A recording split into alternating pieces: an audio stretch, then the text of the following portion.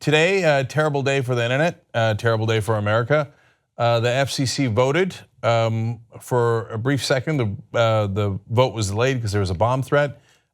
Never ever do that. That's terrible. We fight with politics and with our voices and our ideas. As terrible as this decision by the FCC is. Anyway, they of course got back to business, and Ajit Pai, the FCC Commission chairman, cast a deciding vote to kill net neutrality on the internet. So the internet as we know it is not going to exist anymore. And so I want you to be clear about what I mean by that. It's not that the internet's going away, it's going to be here, but instead of having the government set the rules, and the rules that they had set was for companies not to interfere and for the government not to interfere and to allow freedom on the internet. Now, you know that's true because you're on the internet. And if the government had set regulations that slowed down your websites or charged you more, you would know it. They didn't. They kept things free on the internet. And if you're a progressive, you might think, oh, that's the government doing something right again. If you're a right winger, you might think, hey, that's the first time the government's ever actually been in favor of freedom. Whatever your perspective is totally fine, but you know what the internet was. Now, the new rules are corporations that are the internet service providers, Verizon, at&t, Comcast, etc., can now set the rules and regulations of the internet, and they can set them to their own advantage. They don't have to serve the public. They don't have to keep the internet free. Their only goal is to maximize profit, and they could do many things to make that happen, including discriminate among different websites, which is a disaster for the entire internet. It's a disaster for your pocketbook, and it's also a disaster politically for all across the spectrum.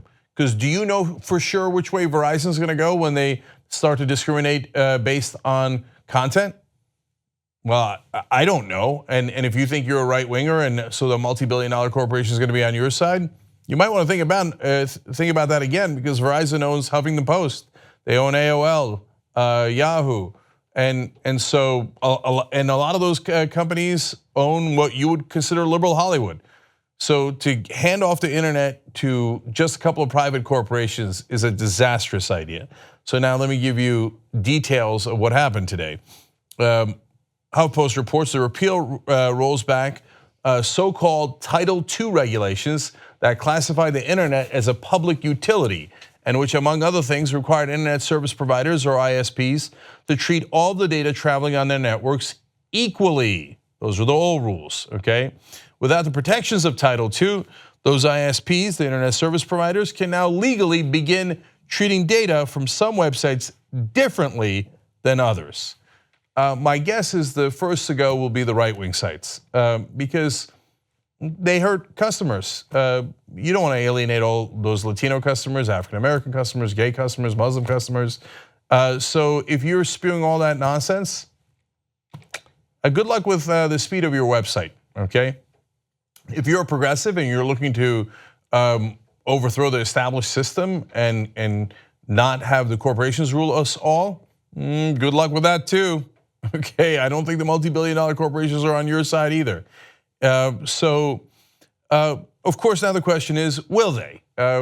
Before, the companies were saying, oh, the idea that we would slow down websites or throttle your websites or in any way affect them, and to treat it so that we would make more money and our competitors would make less money, we would never.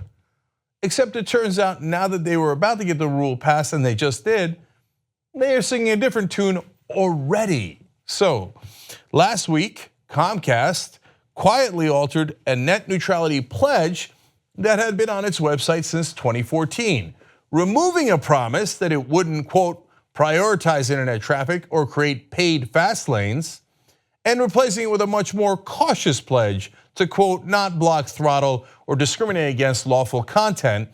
If Comcast decides on a whim to change its pledge again next week, it absolutely can. But now the government's not in charge anymore, the public's not in charge anymore, corporations are. So if they want to change their definition of what they consider to be lawful, well, I don't like that kind of pornography, I'm going to block that, among the many different decisions they can make.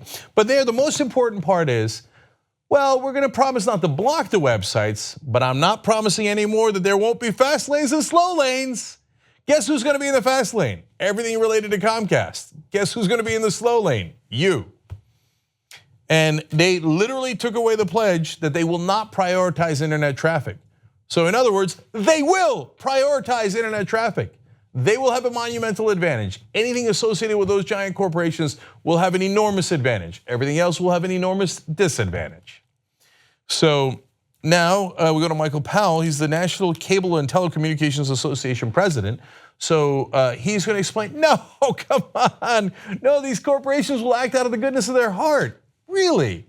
So here's his lame excuse. He says, there are a lot of things in our society we don't expressly prohibit, but it doesn't mean that they're going to happen. There's no law that says I can't paint my house hot pink, but I assure you I have no intention of doing it. Oh, that's so lame. So let's think about that analogy for a second. He's saying, well, just because Comcast and Verizon and at&t could set the rules to their own advantage, but doesn't mean they're going to. Yes, but in your analogy, you have no incentive to paint your house hot pink. But in the real world, there are billions of dollars on the line. If you're going to get paid billions of dollars to paint your house hot pink, I guarantee you would paint it hot pink.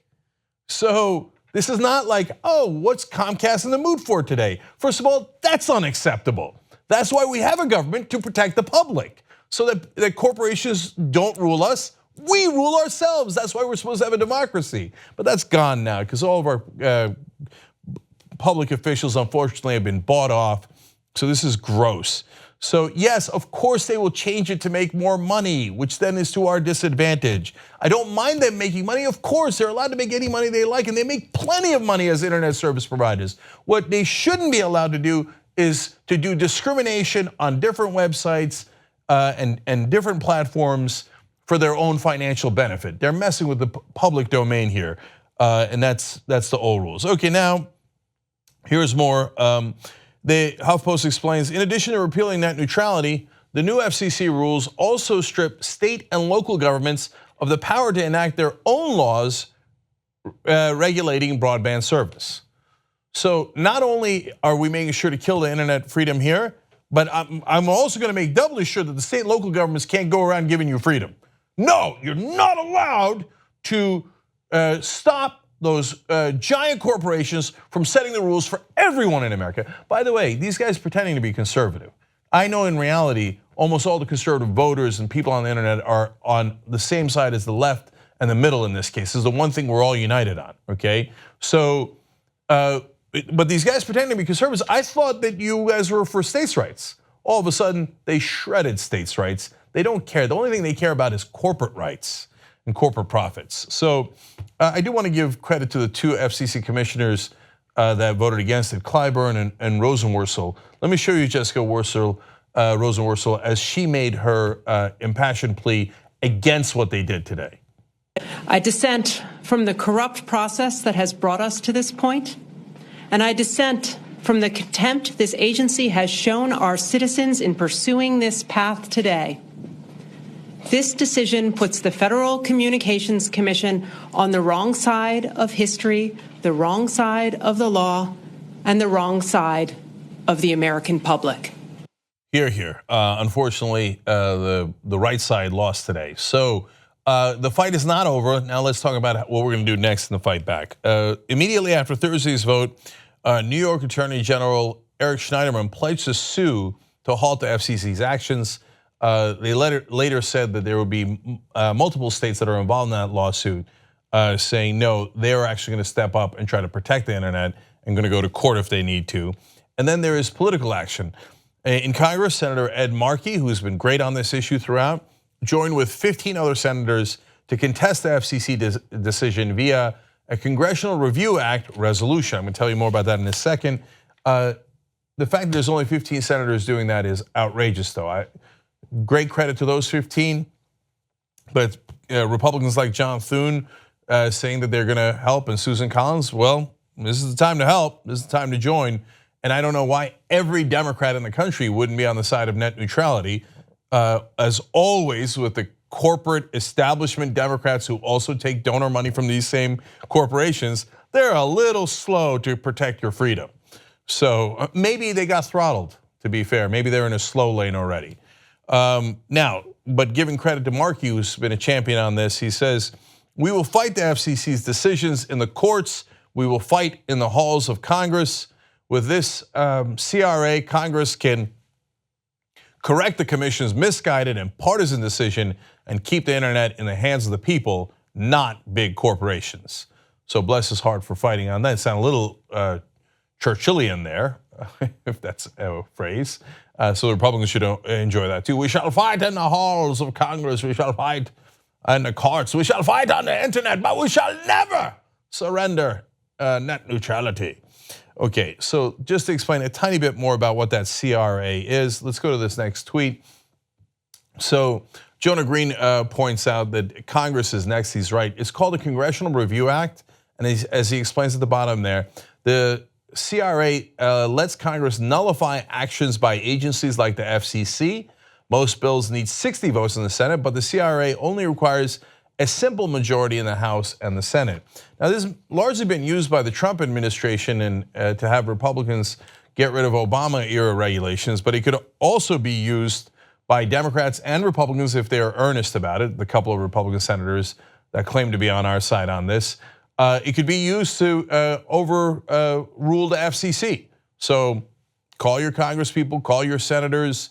That is next step, because I agree with Ed Markey. And again, rare issue we're all united on here. We shall never surrender. You just watched the video by the Young Turks, the home of the revolution. If you'd like to get the full show, come join us and become a member. tytnetwork.com/join.